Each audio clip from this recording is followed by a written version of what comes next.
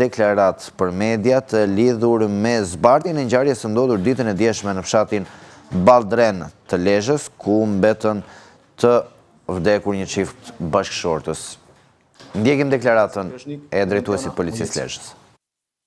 Më datë 26/4/2026, rreth orës 14:50 minuta, në rrugën Balldren Torovic, nga persona të pa identifikuar, e qelluar marrëzjarrin drejtim të automjetit që drejtohej nga shtetasi Kreshnik Mujeci.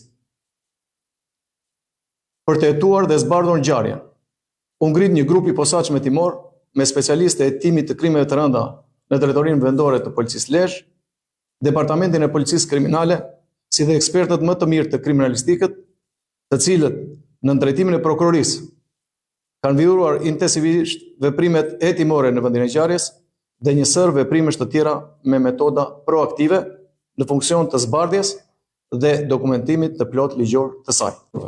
Dhe si rezultat, është identifikuar njëri prej automjetëve të përdorura nga autorët i markës Audi A4.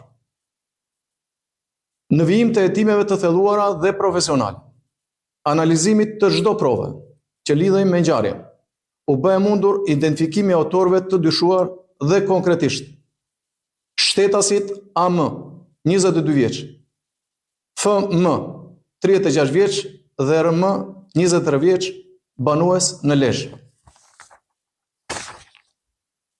Nga dinamika e ngjarjes rezulton se automjeti i markës Audi ka mbajtur në vëzhgim lëvizjet e shtetasit KM dhe më pas një automjet tjetër i tipit Volkswagen, pa targa. Dyshohet se i ka prerë rrugën makinës ku udhëtonte shtetasi Kreshnik Mujeci së bashku me bashkëshorten dhe personat që ishin në automjet kanë qelluar me breshëri armësh në drejtim të automjetit të tij. Nga veprimet e mëtejshme hetimore,